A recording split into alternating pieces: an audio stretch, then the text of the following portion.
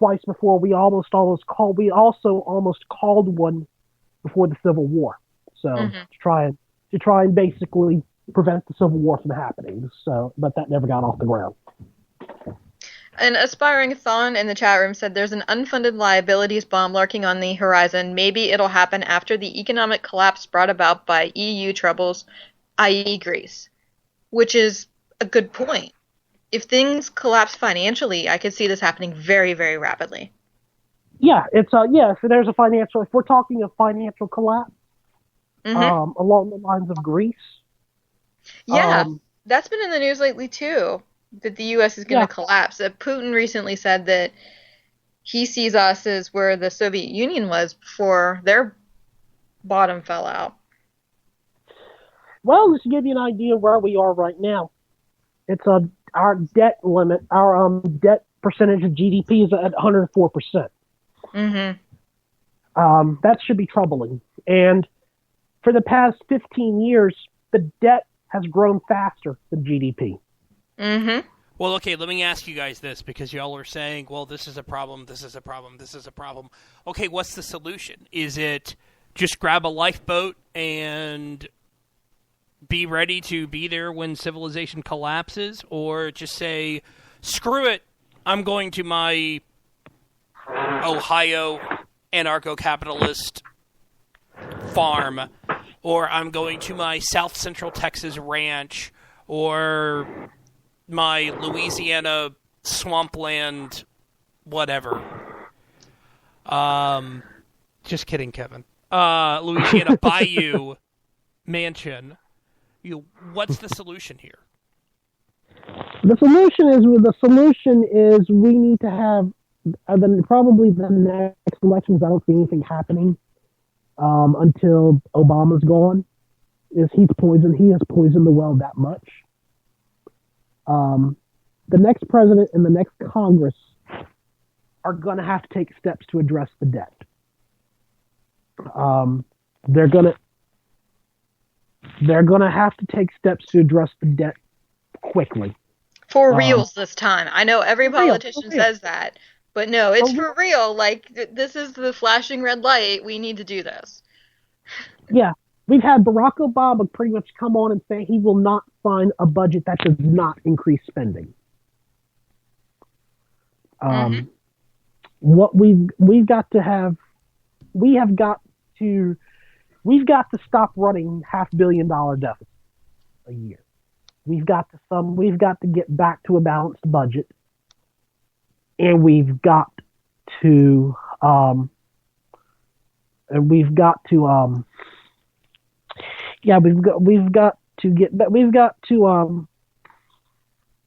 get my train of thought back.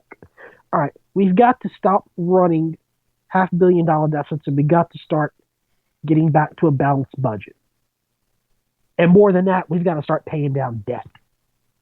Yes. And at the same time, just to make it even better, we have to deal with entitlements too, because time's running out on Medicare and Social Security.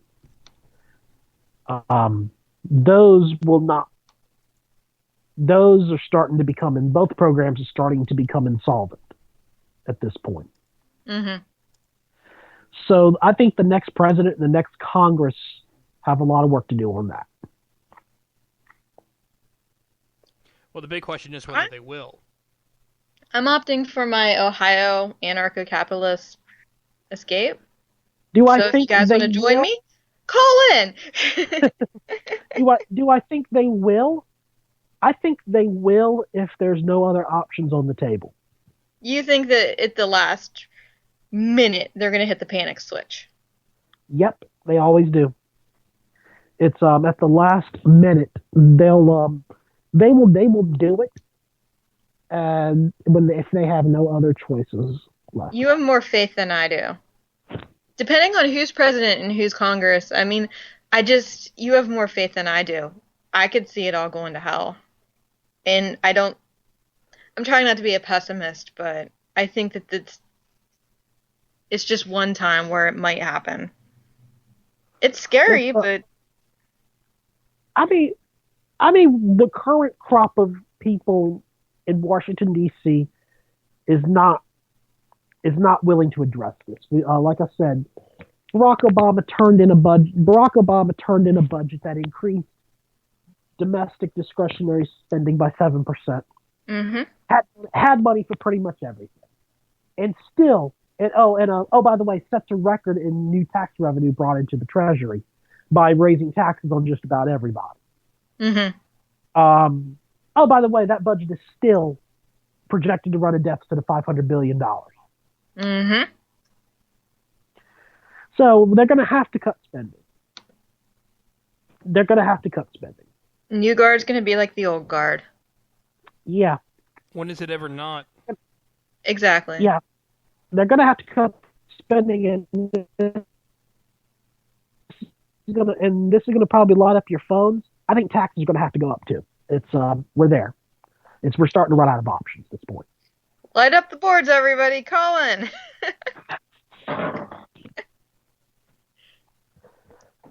Speaking of which, it's nice to know President Obama is thinking about raising the gas tax too. So, I don't want to raise any taxes, but I did see that we were thinking about raising the gas tax. Okay, so why do you say that taxes have to go up? Is it because of just the amount of debt that's been racked up? Yeah, amount of debt racked up, the amount of spending that's going to have to be cut. Because we're running the amount of spending, the amount of debt we've racked up, and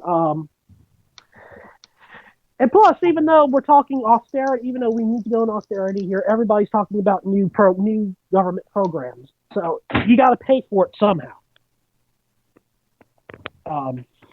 So basically we're going to have to, and basically essentially, Taylor, to answer your question, ultimately why taxes are going to have to go up, I think you're going to have to raise taxes just to get something done, addressed on this issue. And you're talking about because of the split that's there in Congress right now, or in the government right now. Yeah, for political reasons, yes. I agree with aspiring Thrawn. I think we need to get more people in the game. I think that'll help more than raising taxes. Yes, that's one thing. That's one of the things we have to do is we have to get more people paying taxes. That's the problem. That's the problem we got right now is not enough people are paying taxes. Well, did you ever read the book that Amity Shlays did on Calvin Coolidge? No, I've been meaning to, though. It's a very interesting book because it talks about how when they cut taxes and cut government spending, that receipts went up, that they had more money come in. So, arguably, if you cut taxes and then cut spending and actually do meaningful tax cuts, that's why it worked. Now, I understand where you're coming from, where you're saying taxes have got to go up. One of the Koch brothers actually talked about that once. I'm forgetting which one. But I'm not sure that's not a viable thing for me. Yeah, I can't get but I want both. Taxes going up. I want both. In other words, I want spending to be cut. I want spending to go away. Yeah, I want spending cut, and I want taxes lowered. Well, here's the problem. Here's the problem why I don't think tax cuts would necessarily bring in more revenue for the government. It's because federal tax rates are right for most Americans right now are at historic lows.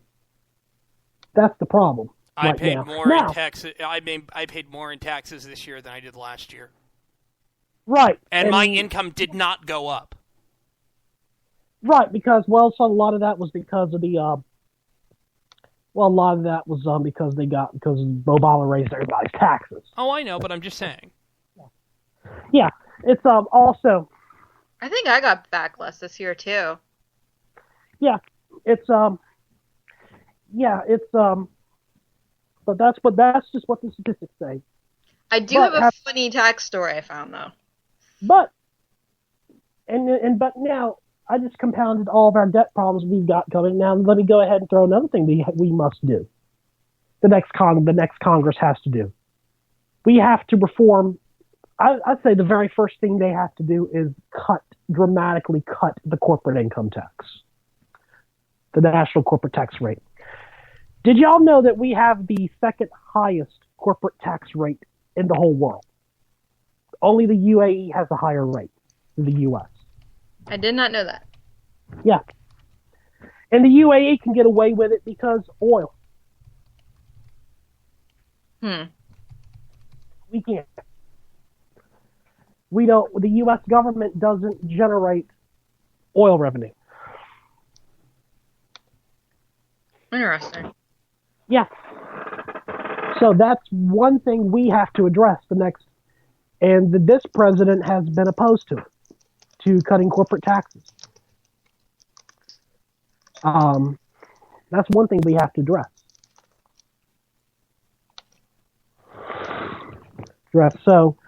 So basically what you're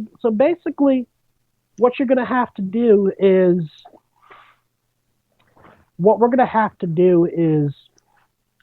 the reason why I'm saying tax increases are going to have to probably be on the table is because you're going to have to pass something that has the support that can get support from Democrats and Republicans. I'm just looking at political reality. Definitely some interesting thoughts there. Steve wants to hear the funny tax story. So, I don't know if you guys heard about this. In Wichita Falls, Texas, a 27-year-old man decided that he wanted to pay his property tax in $1 bills.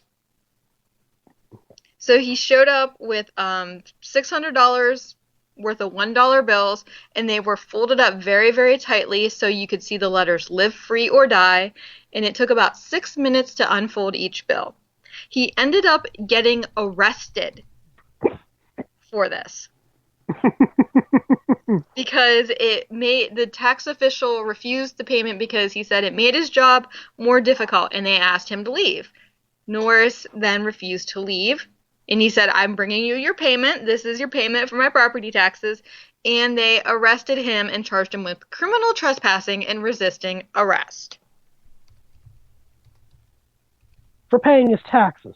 For paying his taxes. In $1 bills. Next time, bring pennies.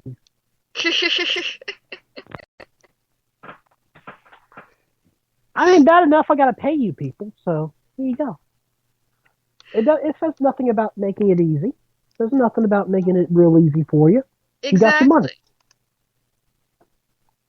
Exactly. Don't, you're getting your money. It's legal tender. Take the pills. Take the pills. Texas can be kind of weird with its politics. I'm going to be 100% honest. Mm-hmm. Yeah. It could have. Yep. As a Texan, it could have been gold. It could have been gold. It could have been Ron Paul gold coins. Bitcoins. Yeah, it could have been Bitcoin. I'm going to pay my taxes in Bitcoins. All right, folks. I think we are just about out of time. Yeah, one of us has to go to work, unfortunately. Yeah. Kevin, thank you so much for joining us. Where can we find you online? Go ahead and give us your Twitter feed, your websites, whatever you'd like. All right, you can find me on Twitter at KevinBoyd1984. You can find me at ijreview.com. I also run the libertypapers.org. And I'll have a piece dropping tomorrow for the R Street Institute on, what did I write for them? Oh yeah, about why Barack Obama's $500 double earner tax credit is a joke. Great, we'll be looking for that. All right. Thank you. It's good to be on the show. Yeah, thank you very much. And Taylor, where can we find you on the wonderful wide web? You can find me at Taylor M VLR. That is at Taylor M VLR. I changed finally my Twitter account name. Taylor. So Taylor M VLR. That is Taylor M VLR. And your show? And my show is, well, I have two technically. The first one is Right War, which is co-hosted with Liz Harrison, which you can hear at 11 p.m. Eastern